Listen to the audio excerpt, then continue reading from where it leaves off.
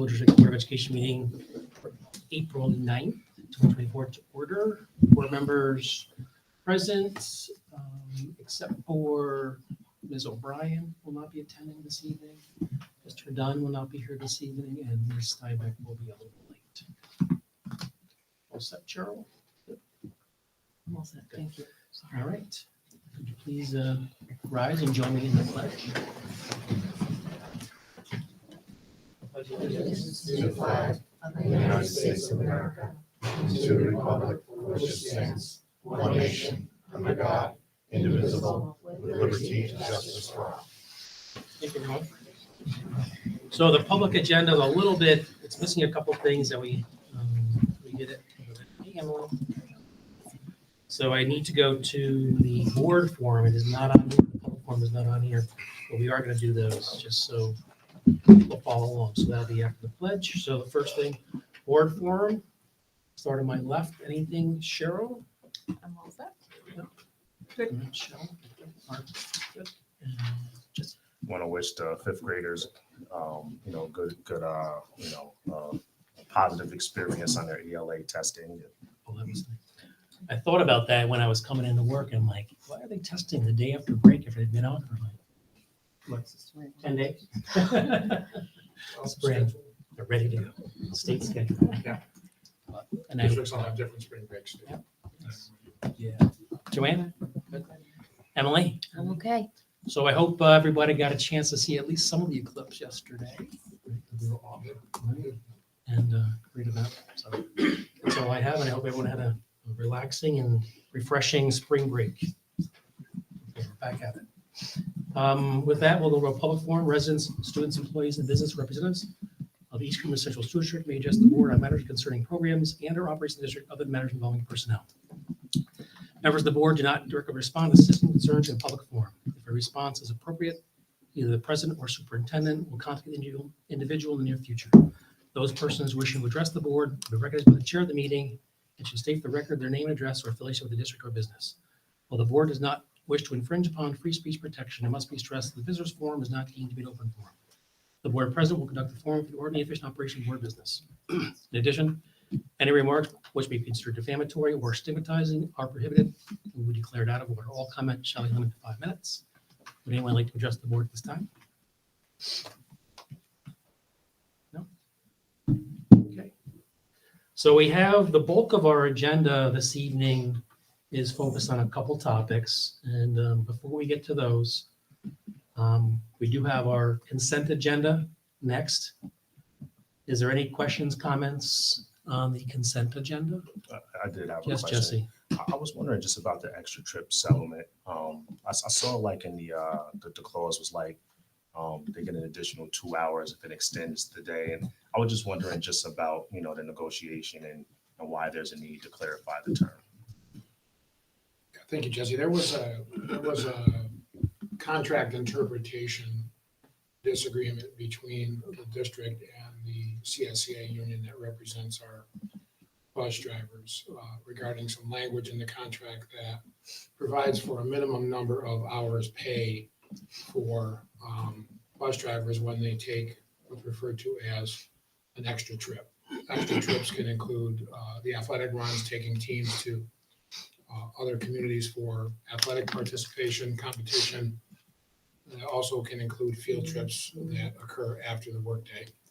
So there was a minimum 4-hour pay for a driver to take the students on the extra trip and for that same driver to pick up the students. During a period of time when there were shortages of drivers and other issues going on within our transportation department, the trips, individual drivers were available to take the students to the location, but may not necessarily been available to pick the kids up. So 2 drivers would split the extra trip. There was a disagreement as to whether both of those drivers would receive the minimum 4 hours.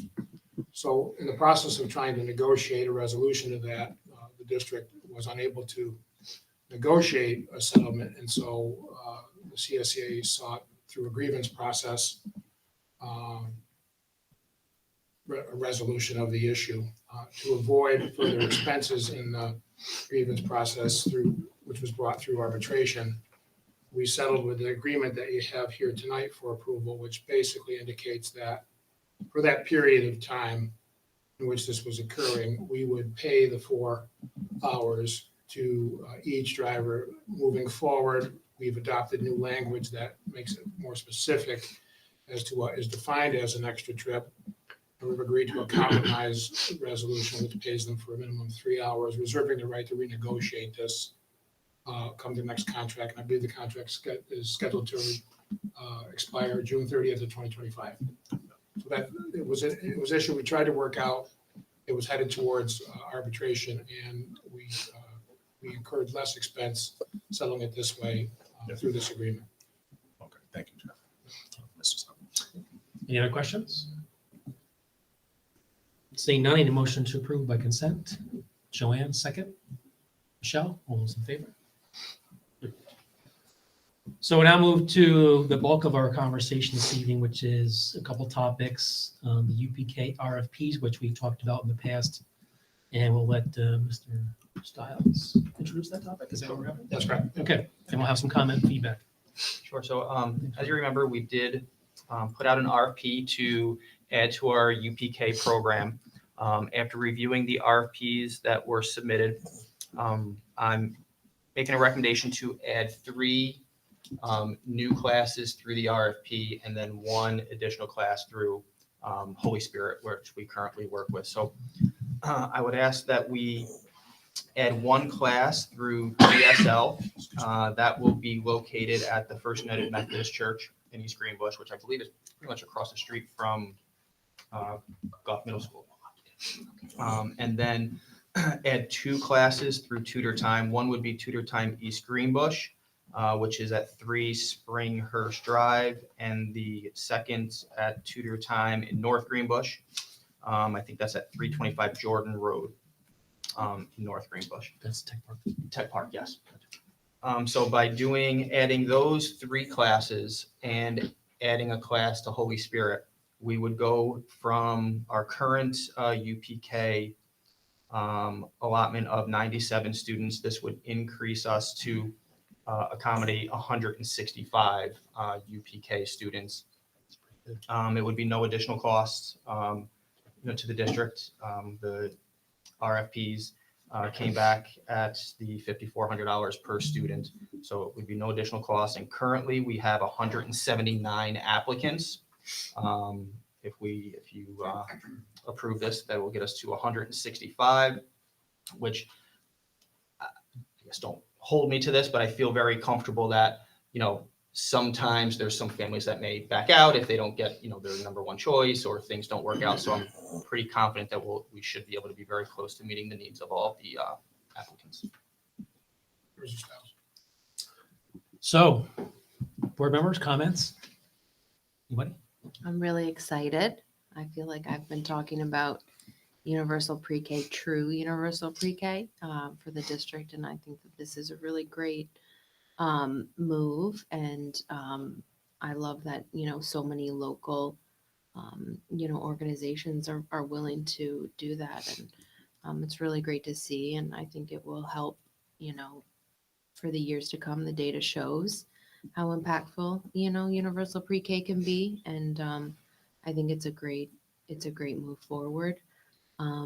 I would just ask that we look at what organizations or what, partners can accommodate what hours and roll it out in a specific way that if folks need aftercare, that's available at this site that they, can, hopefully be at. So maybe a little more thoughtful in how we do lottery and preferences, I think would be really great, if moving forward. And I think the only concern I have is that whenever, we outsource and we have multiple different organizations, there's always risk there, right? And oversight and, monitoring. So I just hope that we can not, compromise the integrity that, we offer as a district. I think it's really high, how with the services we offer the students and the youth. And I hope that, you know, we're mindful of that, having now a bunch of different pre-K sites. But I'm really, really happy. Thank you so much for your work on this, Roy and team. I feel like it's a really great move. Anyone else? I think it, you know, on echo Emily's comments, I think the quality control piece, you know, the curriculum consistency, students coming in from the pre-K going into our kindergarten classes around the district.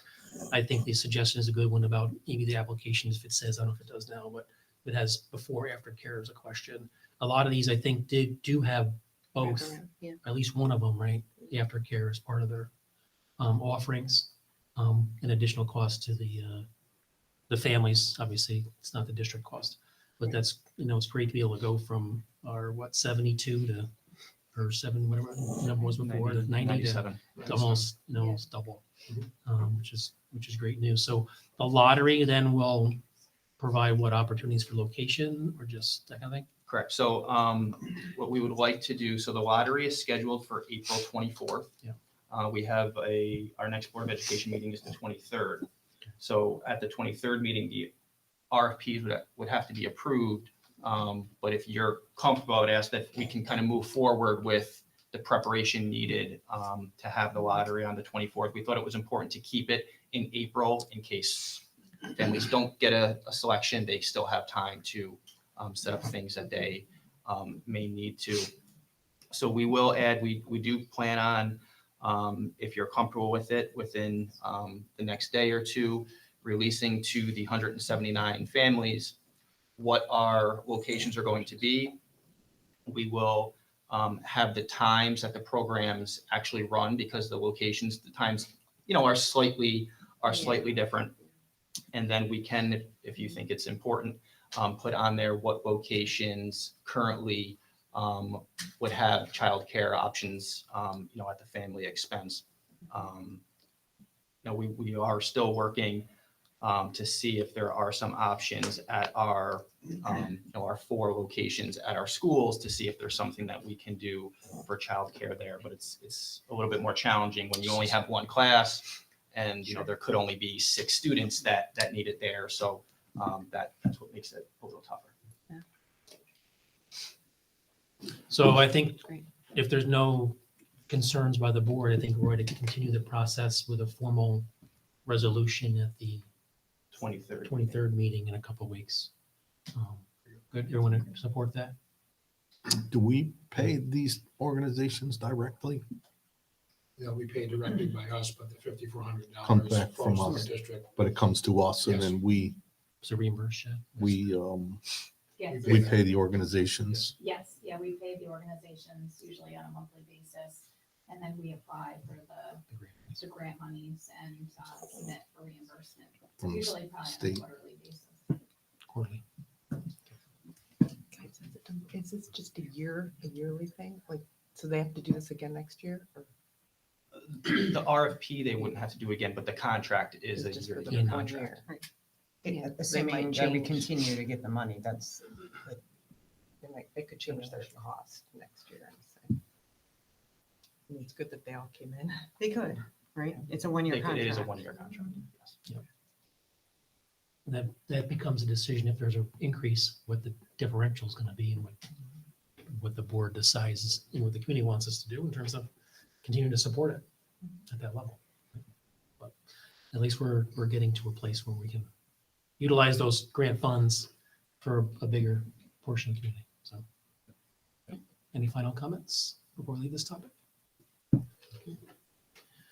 Thank you for support and encouragement, and I appreciate Mr. Stiles Yeah. and Ms. I'm Mulligan's glad. work on this. And I think it's just nice to see some community partners came forward. Yeah. And be good to, you know, see some feedback on your visits and next year. Okay.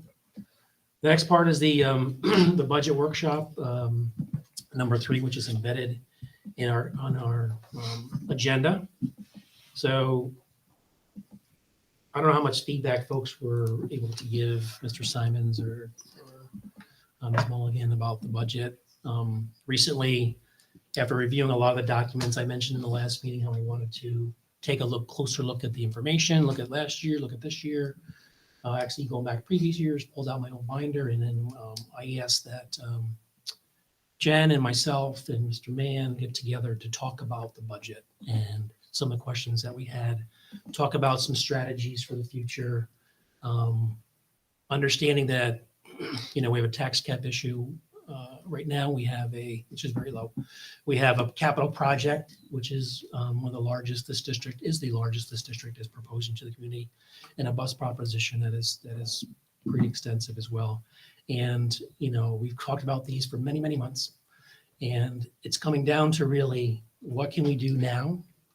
What can we do for the future, using the guidance that, Jennifer prepared to make sure that we're conservative, but also utilizing the funds that we have available to us to make sure there's a balance between the impact on the taxpayers, our programs, and what we can afford financially to do in some of these areas. We saw from the UPK conversation just now how utilizing those grant funds at a net cost of nothing to the district enables us to provide a substantial number of opportunities for kids. And that's really what it's about. Try to preserve program, try to utilize the conservative nature of our finances that we've had in the past, which allowed us to build up some fund balance here and there. And then making sure that if we come to a place where tax caps in the future are much higher, we're going to maybe have to come back to a place where we go to the community and say, hey, we've been very careful these last several years about the impact on the community and the tax base. We now may have to come to you in the future for some additional support. So with that, I will turn over to Mr. Simons to just review some slides and some updates that we made and some suggestions that we had talked about this week. Thank you, Mr. Bruno. So at the last board meeting, I recommended that we have a $111 million budget. And because of various factors, including a state aid shortfall that we're still anticipating, because the governor's proposal back in January included a shortfall in state aid for almost half the districts in New York State, including ours. So I had recommended that we take a look at a long-range picture that Mr. Bruno had mentioned in terms of our fund balance and reserves, and trying to be careful in appropriating fund balance and reserves so that we wouldn't run out of money down the road, equating it to using your savings account to pay your monthly expenses that are increasing. There's a balance to that. In order to balance the budget, even with the state aid increase, hopefully anticipated to come when the final budget is arrived at. We don't have a state budget, which was due on April 1st. We have a very challenging set of considerations for next year and for the future. So the tax cap, and I shared this at the last meeting, the history of the district in terms of the tax levy, we've always kept our tax levy proposal under the New York State tax cap. And that New York State tax cap varies every year. And for a number of different reasons, over the last 3 years, we kept our tax levy increases very low. And a 0% increase in 21-22, a 0% increase in 22-23, 0.5% last year, in part because we received federal funding that enabled us to help students, providing extra support to come back from COVID. And we also received a large increase in foundation aid last year, which was owed to the district for years of reducing the amount of revenue that the district had received. Going into next year's budget, New York State law, property tax cap indicates we can only raise our tax levy by 0.55%, which is very, very low. Doesn't yield a lot of revenue, far less than what our expenses are going up. In discussions with Mike and Mark and Jen, and looking at the budget picture, we still are very concerned about what might happen in future years with the recurring revenues, but we also know that state aid is not going to come in at more than 2 to 3%. So we made an adjustment that keeps the budget, here we are on April 9th, at the same amount that we recommended on March 27th. The proposed budget stands at $111.7 million, with our revenue coming in based on what is projected within the governor's executive budget proposal at 104.2. So you see that the difference between 111.7 and 104.2 needs to be filled somehow. Our expenses are exceeding our revenues. This includes the 0.55% tax levy increase going right up to the cap. So we made an adjustment to what we recommended the last time, moving from appropriated reserves of $500,000 to appropriated reserves of $700,000. So there's a $200,000 increase in this proposal to our use of reserves. And we're going to be utilizing that reserve to pay out some of our expenses related to that category of reserve. We've increased our appropriated fund balance from $5.8 million, which we shared with you at the last meeting, by $500,000, bringing it to $6.3 million. So the total combined reserves and fund balance that we would recommend appropriating to the budget is about $7 million. Again, the budget is still at 111.2, and we're still looking at a budget gap of $500,000.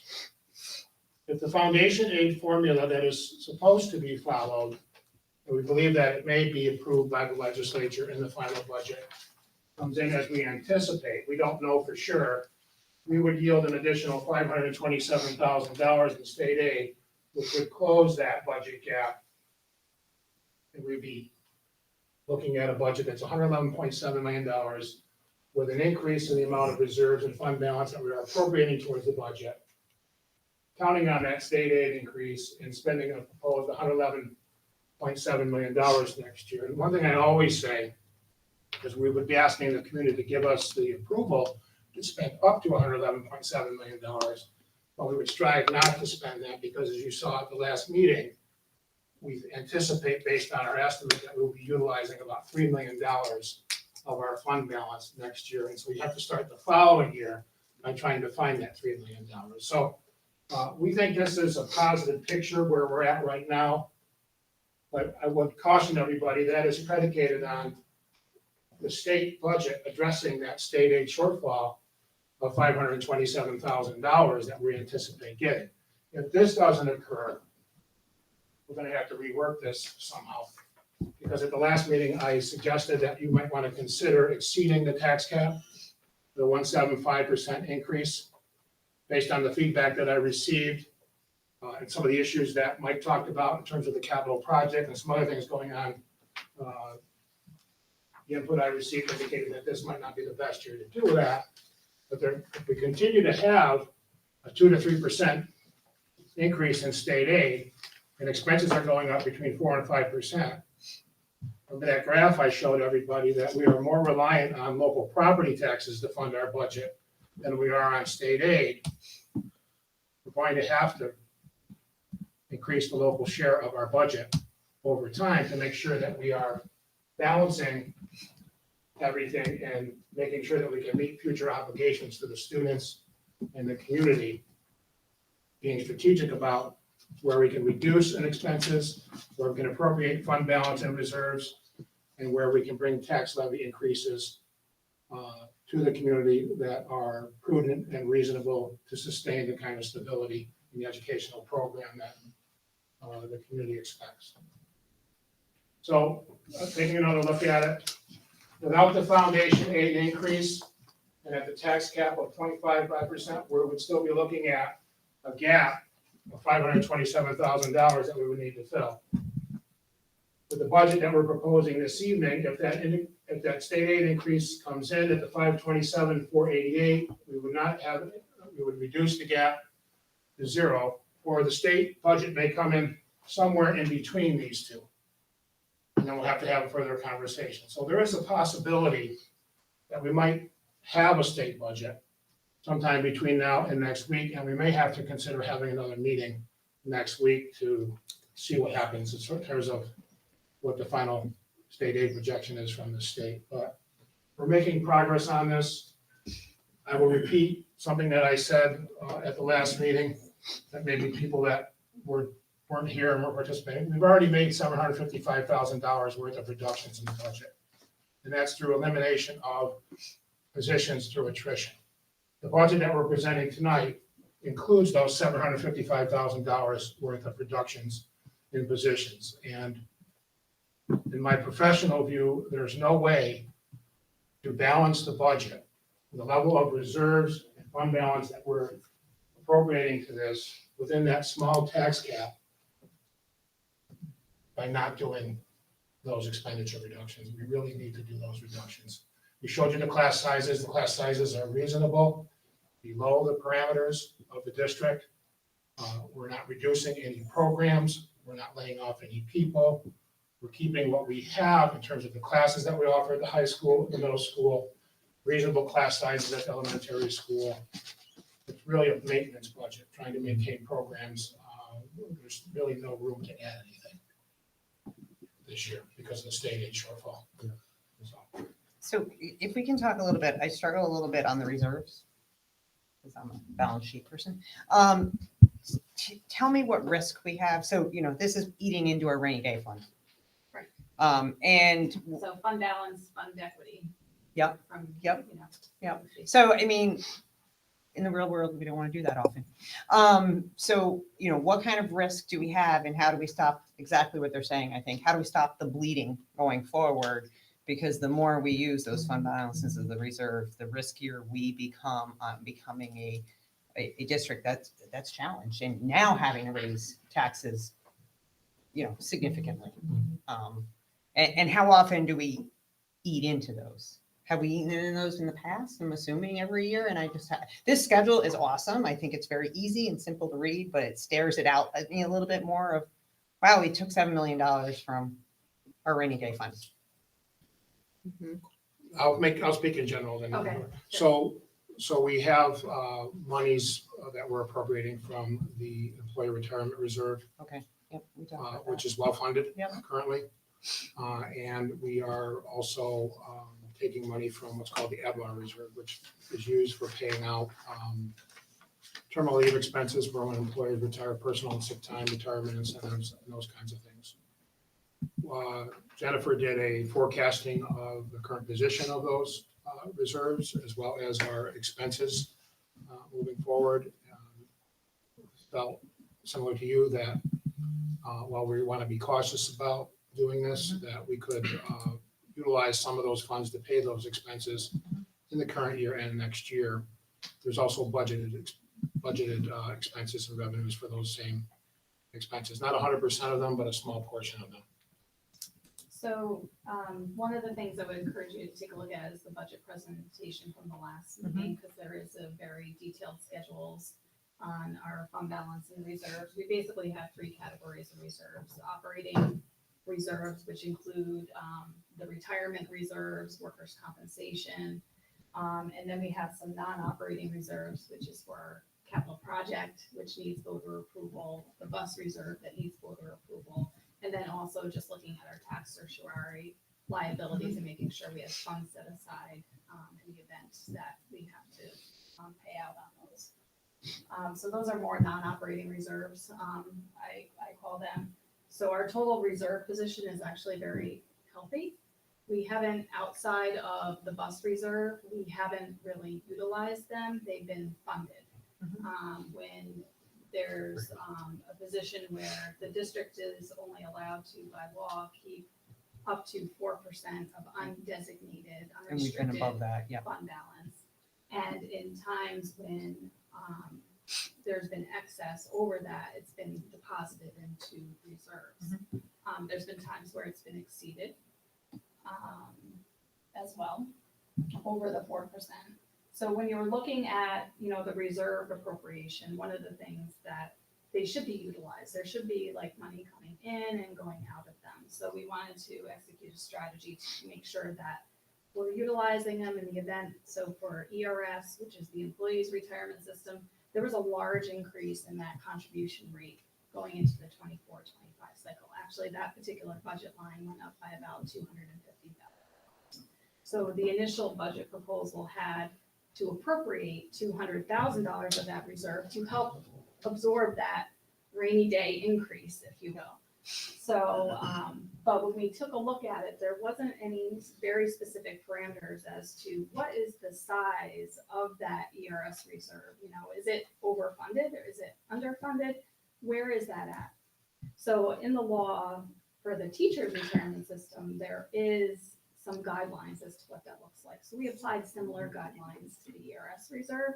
And because that balance is well in excess of 1 year's of expense, we felt we could appropriate more of that reserve over the next 3 years. Let's say 400,000 is what is included in tonight's presentation. Do that for a few years and then start declining off of that. So within a 10-year period, we'd be within the realm of 1 year's of expense, you know, for the ERS. So that's where that particular reserve we felt was plentiful to be able to address, you know, those issues. But over time, if there's just spending of it, you have to make sure you manage it and it's not depleted completely, because then it won't be available in the event that you do need it. Similar with the EBLAR, which is the Employee Benefit Reserve, which is addressing termination payments. So when staff go to retire and they're paid out some sick leave that they have accrued over the years, basically taking a look at utilizing that reserve to fund that. So if there's a year where there's a surplus, which we're not anticipating over for 23, 24, we are anticipating one, but after that going forward, we're anticipating that we're actually going to be having operating deficits, meaning expenditures are exceeding our revenues, which would indicate that we would need to start to utilize that unrestricted fund balance in order. So that's where the risk is. It's not in the reserve today. It's in the unrestricted fund balance, because right now, between our fund balance appropriation plus the unrestricted amount, we have about $12 million in that fund balance. The budget plan does have an appropriation of $6.8 million included in there. So over the years, we haven't spent it. Last year, we had an operating deficit of $49,000. And that was because of the strategic alignment of being able to fund, you know, I think it's the bus reserve and doing some other things with reserves. That's why we basically came in break even last year like that. So if, for example, we did some projections and based on certain revenue increases, assumptions, and certain expenditure increase assumptions, without making any other adjustments, we could be spending $3 million of that 6.8, you know, in fund balance appropriation. So that 6.8 million is equivalent to about a 10%, 11% increase in the tax levy. So over time, if that is eliminated without making, so basically 3 options. It's reviewing expenditures and see where adjustments could be made in the future. Looking at other opportunities for revenue, we are doing some investing, so that's helpful. Some of that's going into reserve balances, which is helping replenish some of that utilization. And then some of it will be unrestricted as well. So there's limitations on the amount of revenue generation outside of the tax levy. So it's really a balancing act of a combination of expenditure reduction, perhaps increasing the tax levy, and then managing your fund balance. So the risk is really in trying to manage, like Mr. Simon said, not actually spending up to that $111 million budget level, because we want to mitigate or minimize that potential operating deficit going into the 24-25 budget year. In the world outside of this, so what this would say is we're not covering our operations. So, so we just need to be realistic of that. And that's Correct. something that we need to figure out how to manage going forward. The reserves aren't going to, what happened is we over-reserved and we'll use in those one-time pickups. Well, eventually those one-time pickups are going to come to zero. And at that point, we're going to look at the 2 other options. And the biggest option is to spike up the rate significantly. So yeah, our operating revenues are budgeted at 104.2 million. Right. There's some conservatism in there. You have to be in a budget plan. So hopefully we are receiving more than 104.2, but then we need to be spending less than 111.7. Yep. But the reality is that we are going to be spending most likely more than 104.2 of operating revenues. Thank you. Questions? So I was just wondering too, just that and I know you've looked at the numbers every which way, and just the perspective that I was looking from is that if we prioritize, and I know we all do already, right? But if we prioritize, right, the kids' education and say, we're not going to cut or not fill educator positions, and it's just for the sake of conversation of saying, which I know we already do. We prioritize our educators, and we would like to, if possible, fill those education slots.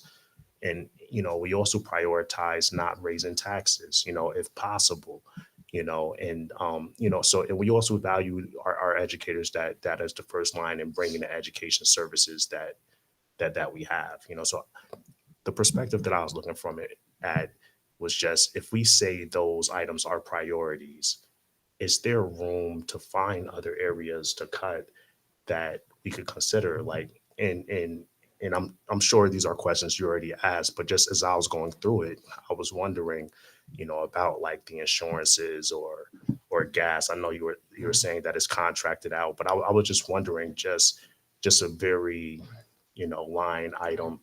I Yeah. would say, Jesse, in general, we look, before we make any recommendations to reduce educational positions, such as teacher positions, we look to areas in the budget that are not going to impact the classrooms.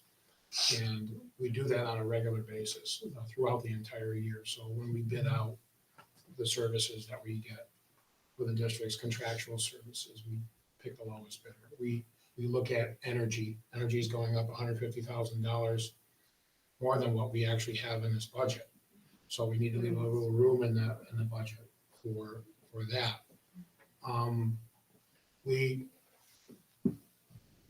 We shared at the last meeting, we're really talking about not replacing 7 positions in a district that has more than 330 teaching, 397 teaching positions across 7 schools.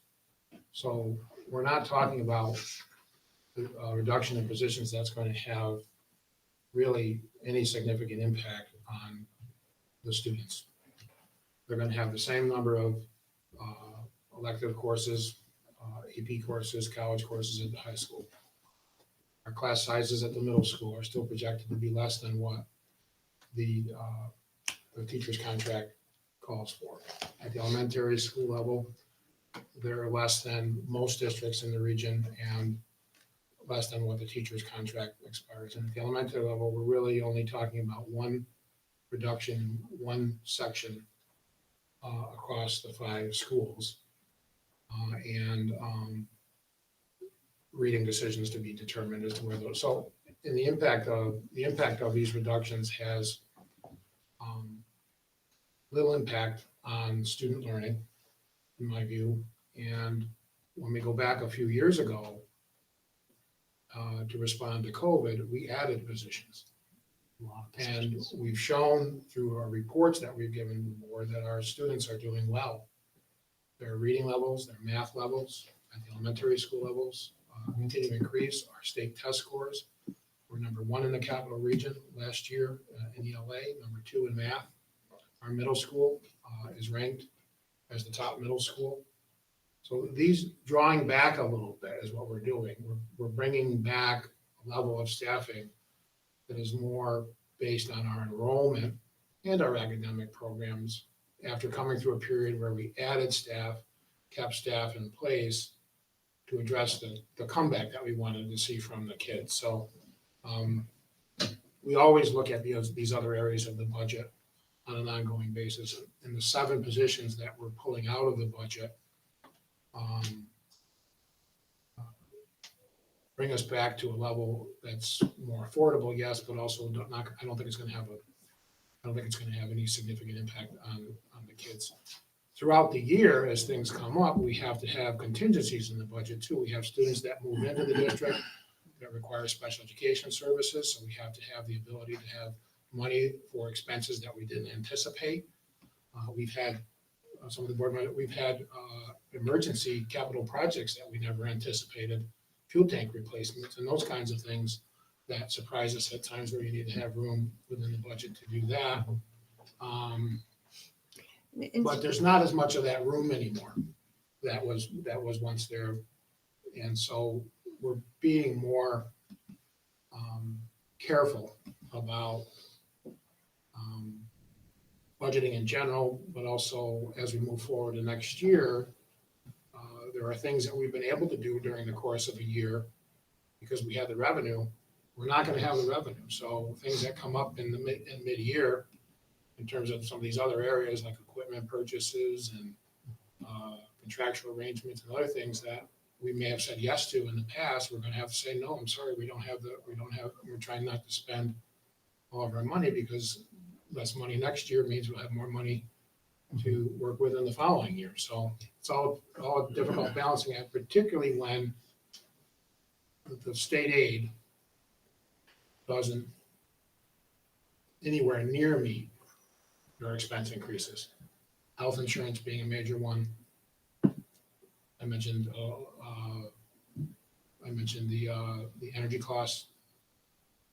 Inflation hits school districts just as bad as it hits everyone's personal budgets and households. So state aid doesn't keep pace with that, and we tried to be prudent about the tax levy increases, and we're just kind of in a year where that tax gap is really limiting. And I was gonna say, as we went into 2020, we talked about this. We're gonna add them up. We're gonna add to them, and as we get less and less aid, that was the COVID aid, we're gonna have to take them off, and we're taking them off by retirements. We had this conversation when we added all those people because we were worried about That's right. having to cut. That's right. And this is kind of the ending of that result. It's a readjustment. Yep.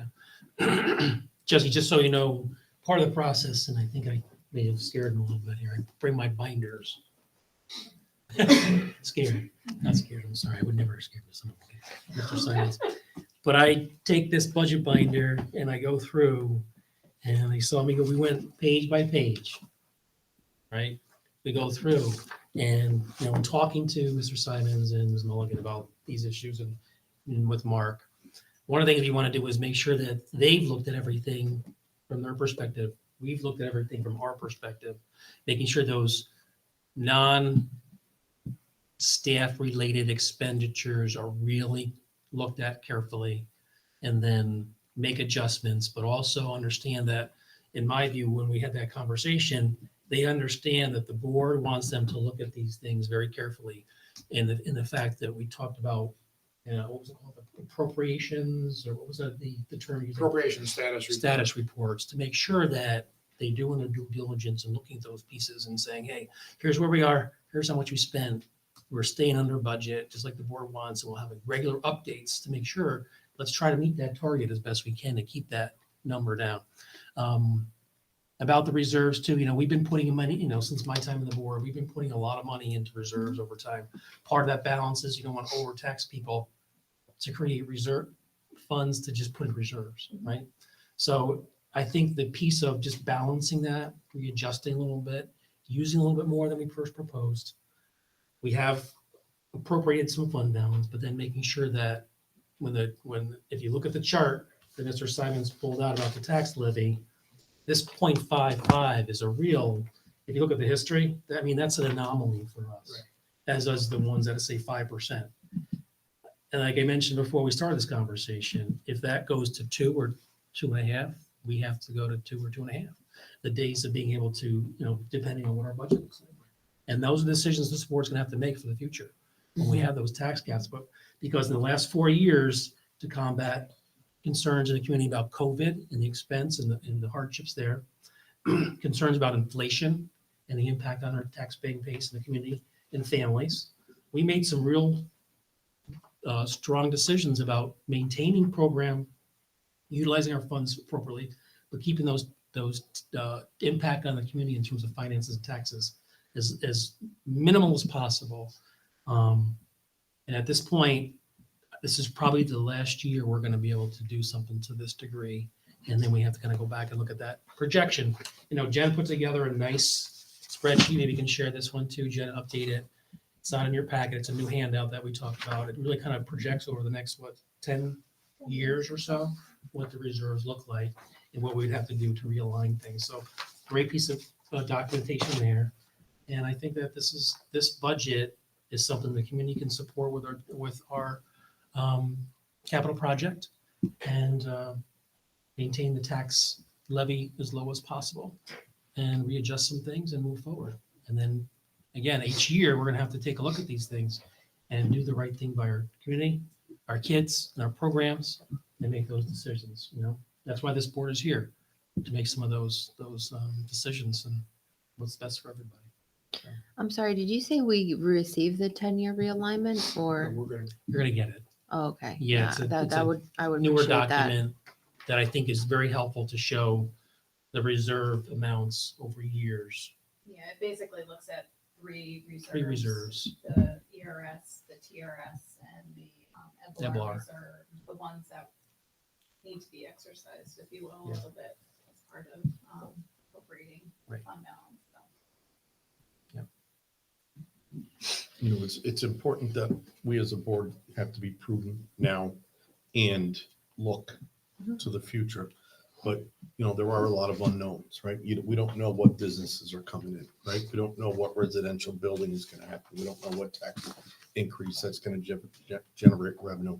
You know, I'm hoping we see some cost savings with our capital project because we're upgrading, you know, old mechanicals and boilers and heating systems and stuff like that and lighting, which is going to generate some savings, you know, in the end as well for our district. So, you know, I agree with Mike that, you know, right now, I think this is good for the voters, especially with that capital project that we would really, you know, like to see passed by the voters. You know, it's going to be phenomenal for our school district and our kids and the community with everything that we've got, you know, planned.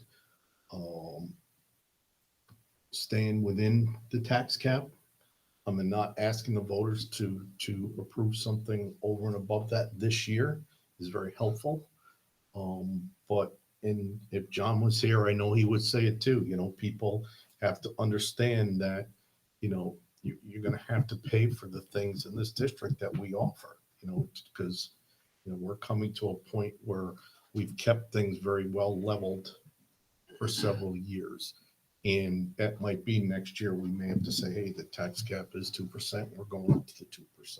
Yeah. You know, I agree. I mean, Mark, I'm proud that we've kept it for what, 4 years now. this will be the Right. fourth year. Fourth year, yeah. I am fully in support of what we're having right now. I definitely, you know, we need to be worried a little bit, and we need to figure out, and people need to realize that Be cautious. something's gonna need to change. It's not realistic to consider this for the next 3 or 4 more years. And the biggest thing that I liked was if you go back to the presentation we had on March 27th, and you go to that one chart where you had listed the K-5 class sizes. They were either staying the same, going down. There was one school that I'd seen one grade level. Was- Average was up a little bit. was averaging it up. So that's pretty good, you know, that we're able to still do that with our K-5 programs. And if you look historically where we were class sizes, they are significantly down than they were 15 years ago, maybe. And you approved adding, not only during COVID, but prior to COVID, you approved adding academic intervention services. You approved adding social workers and counselors because of mental health needs. The MAP You program. approved adding additional staffing to enable teaming in the 6th grade at the middle school. All those things are still in this budget. So even before the COVID money came into place, when we were able to do it, we added supports and services to the students. And again, all of those are maintained in this budget at 0.55%. Again, it's all dependent on getting that $527,000 state aid increase. Again, it could fall in the middle. It could fall, you know, we're getting conflicting information. We think there'll be a state budget by next weekend. And I think, you know, the amount of information that Jennifer's provided, the detail, the level, the projections, super helpful to the board and the community to see what's going. So thank you, Jennifer and Mr. Simon. well, everyone who's involved in making sure that this budget was very thoughtful and just presented all the material to the community and to the board members to make a decision. It's just really impressive to see, and that we're taking a long-term approach as we always have, and making sure that this is the best for the community, the kids, and the long-term sustainability of everything we do for our school district. So I think it's an exciting time, challenging, a little worrisome, but I think we have a lot of great plans for the future for our kids and our families, and parts of the community aspect of our project as well, which we approved last board meeting. Yeah. And I know John didn't like it, but I think we had a couple buses in there that are EVs potentially, alternate fuel, so potentially, if the grants come through. So, Which, there have been some no. walking Yeah. back of, I'll describe it, walking back of commitments to the grant monies that were initially Oh, really? committed to the EV process within the last 2 weeks. Yes, In other words, yeah, we had, some uncertainty around it. there's some uncertainty related to the NISBIP, the New York bus incentive program, as to whether or not that funding would be available Oh, if awarded the EPA. gotcha. So the plan was to have both Both. funding sources and Yeah. have them stacked to be able to, That's and what it there's is, some yeah. information not completely verified yet, but there's information that's providing information that we may not be able to have. And that's not specific to our district, that's a statewide. That's a statewide. It's a bigger issue, yeah, it's a big issue. Statewide. Yeah, yeah. They probably are anticipating that they, what's that called, went over their skis a little bit. Gotcha. So, any final comments? The board needs to be adopting the budget at the next meeting. April 23rd, wanted to see if the board was available next Wednesday. Should we have a state budget? We might be able to make the adjustments that needed and make some final decisions next Wednesday. Can Jean, Jean, can you put something out, or somebody put something out, Oh, okay. Stephanie, and, Yeah. but I think for those who are here, availability, Would be the 17th. 17th. I have a banquet, pure banquet. I could do, We have a quorum? maybe. I'll be here. You'll be here? Cheryl, you available? Yes. Okay, so we would have a quorum. Okay. So we'll just put one more notice out, would be based on adjustments. Okay, so we'll tentatively say there is a meeting next Wednesday, and if we don't get a state budget by then, we'll have to wait till the 23rd. We'll communicate as much as we know between now and then. There's no point in meeting if we don't know what our state revenues are going to be. What happens if it's This not? budget is pretty done? well set without the, What happens if it's not, if it goes past the 23rd, the state? we'll have to pass the budget. Anyway, And, see what happens. so- that has happened in the It past. has, It yeah, has, yeah, yeah. okay. I mean, I do take what Senator McDonald, he's been always pretty open with Yeah. us and stuff like that. He believes Around a there's long gonna time. be and He was very believes positive on that. that we're gonna get what's owed to us, which is keeping our fingers apart. And then on top, we know, and just really, again, the news about the UPK is just great. I think, another positive that we took on several years ago as a board, and now we got to a place where we were addressing almost all the needs. So it's great to see as well. All right. So the 17th, 17th and 7 o'clock 7 would be here. 23rd would be the adoption of the budget. So Jennifer, you're gonna look at that document, update any updates, and send out to the board as a supplement for their work binders. Okay. Any other requests for information? We've got quite a bit already. Just whatever that projection was would be. Yes. You can probably have a copy now. You have my copy. Is it final? Any changes? This is all set. But Emily doesn't like paper, so we don't like, no paper. Emily does not No like paper. Thank you. I appreciate that. I Save the remember. trees. Digital. There will be an update to in the binders, the revenue page. Very good. Such the difference between an accountant and a non-accountant. Give me all my papers. Binders, notes. Is it accountant, non-accountant, or is it millennial versus Maybe, non-millennial? you're Oh, right, boy. you're right.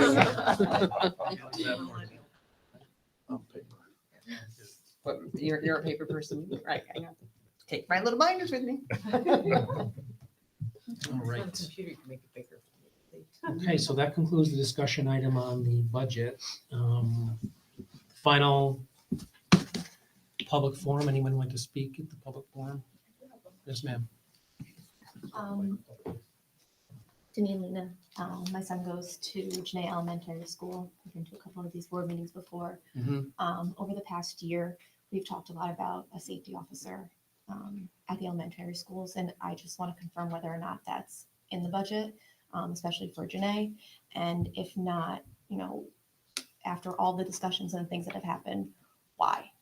Especially with the reduction in staff, I get it. We need to cut some things, but if we're cutting $750,000, I'm sure there's room to have a resource officer in there.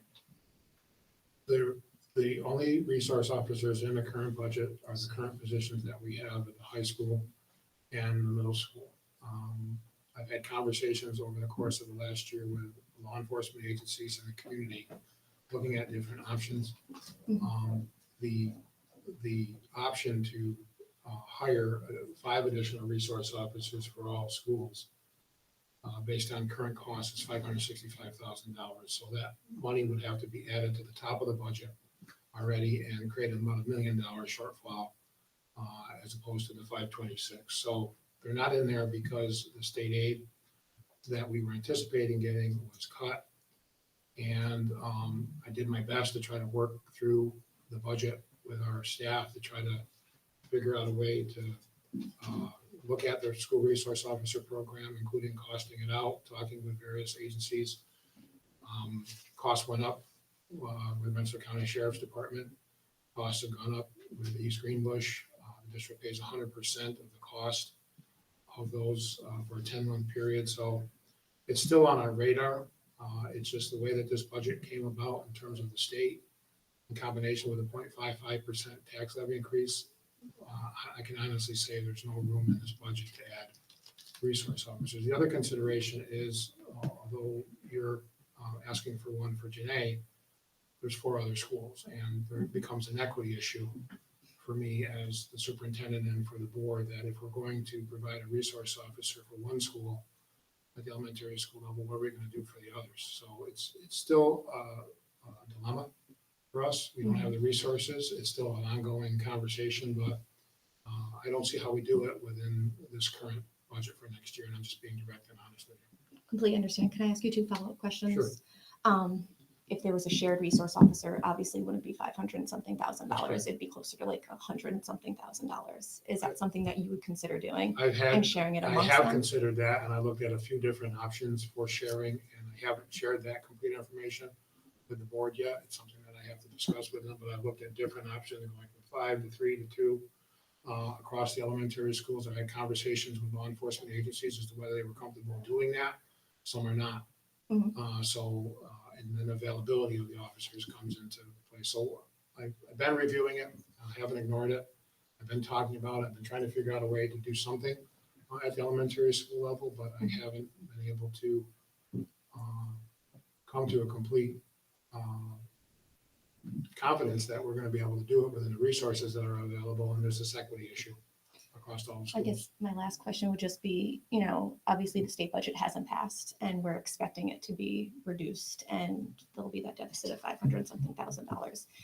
If by some miraculous turn of events, we actually do get that money, that kind of lines up perfectly with being able to get those resource officers. Actually, the Would you guys gap is the consider? 520. What we're proposing in the $111 million budget right now, the gap is still $527,000. So that money would need to be used to fill the revenue side of the budget for what we have in the budget on the expenditure side now.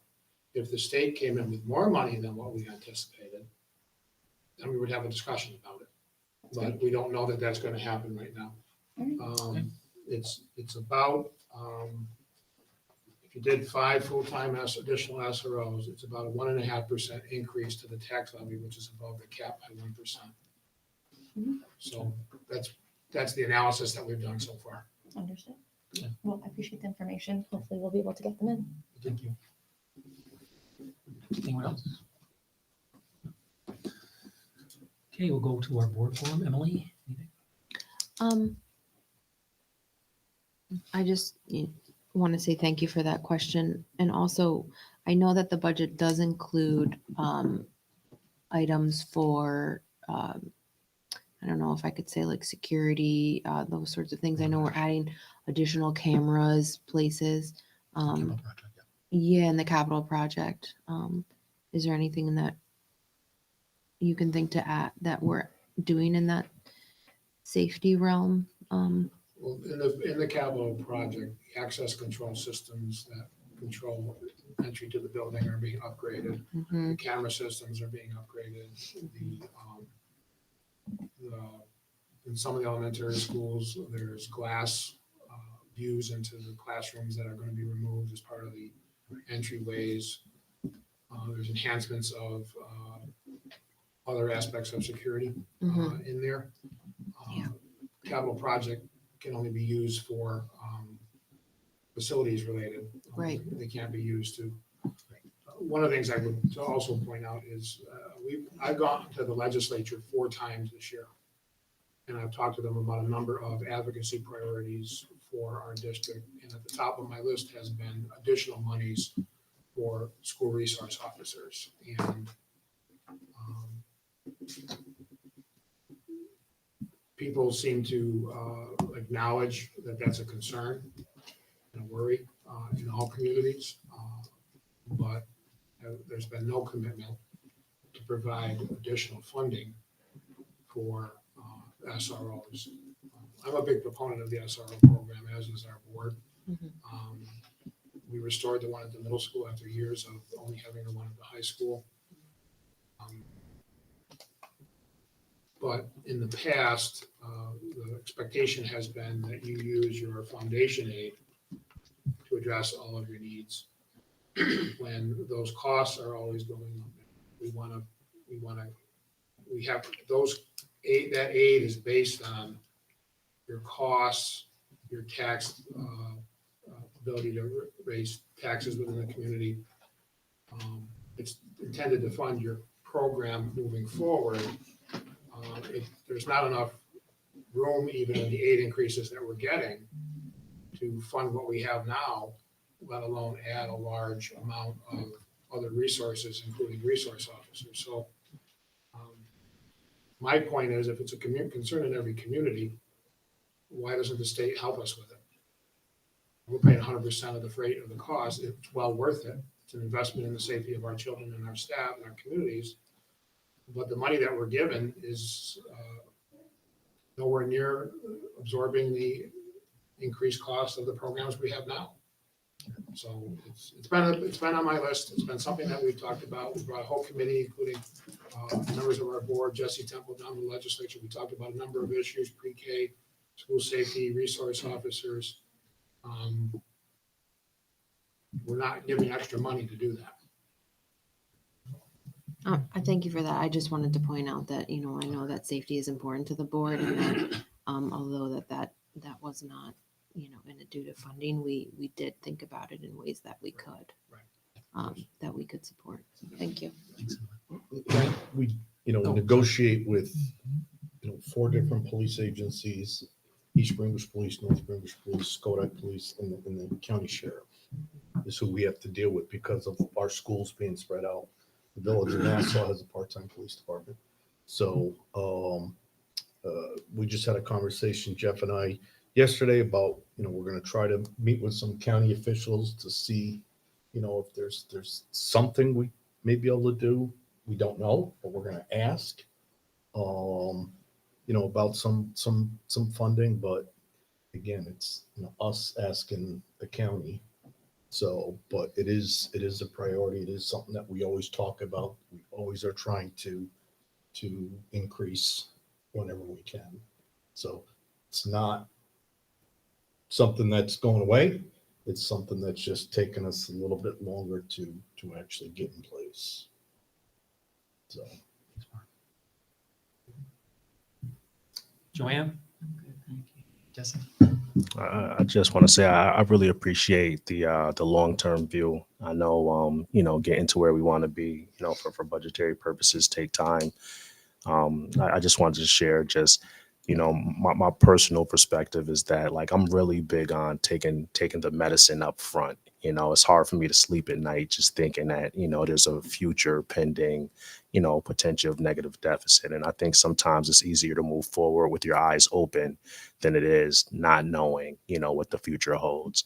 And I would just say just along those lines, just looking forward, you know, like with budget considerations, it would just make me feel a lot more comfortable just hearing, you know, we changed vendors and save money, or we changed insurance and adjusted rates, and and I know we're looking line by line by line, and it's just that with $116 million budget, you know, a 1, 2, 3, you know, 4, 5% savings, you know, I'm just wondering, can we find it over the long term? So it's just you know, just keep the idea of let's keep digging and trying, and you know, I would love to, you know, participate in any way, you know, that I could to help make it happen. Because I think you make a good point. We're always faced with the dilemma that we have to put a spending plan together in the spring and have it approved in May with a lot of unknowns. And so we present a budget, and it may be the time period of the last 3 to 4 weeks where people hear more about the district's finances than they do at any other time. However, during the year, we are doing those kinds of things, and maybe we'll make a more concerted effort to make that more visible to the board, as Mike had said, with the appropriation status report. So when we bring an award of bid, for example, for some of those services, we'll talk a little bit more about the process that we followed to make sure that we were getting the best price available for those things, and just bring that process that happens throughout the entire year to be more transparent to the board and the community. But we do that through our business office on an ongoing basis. Thank you, Jeff. Thanks, Jesse. Mark, anything? All set, thank you. Thank you. Michelle? Thank you. Cheryl? Just thanks for all the explanation, because I think each time I hear it, it helps. I did listen last week. Very good. I would just add, the same would be true about looking at SROs, as Mark said. We may not have it here now, but it's an ongoing thing that we would continue to look at. And the other item that we talked about is more free lunches, if we can get that in at some We point. believe we may qualify for all schools, and we've done a new application. I forgot to talk about that. We're not certain of that, but Colleen Wise has relooked at the data and has or is in the process of submitting an application. And if all things go according to what we think the data suggests, we may have a situation where either more schools qualify or all schools Oh, qualify. that's wonderful. And that's no impact on the general fund budget. Yeah, so we're still looking at that, so we'll have more. There is a line for that in the lunch subsidy line. It's on my highlights, so could remember that.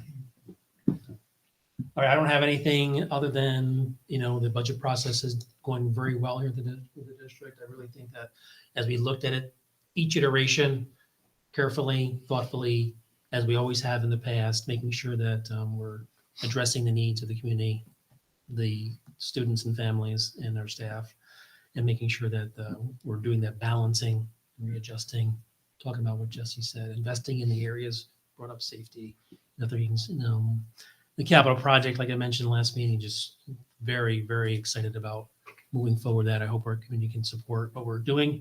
Feedback is positive. Presenting a budget that is strong and preserves programs is just, you know, those kinds of things in these times really is super positive for our district. And, you know, again, thank to the team, this board for all the work that they do and moving forward. And I really look forward to that May vote and being able to move forward with some of the things that are really, really exciting for our district. So that's all I have. And there's no executive session. No. All right. So with that, I need a motion to adjourn. Jesse, second. Emily, all those in favor? All right. Meeting adjourned. Thank you, everyone. Have a great night.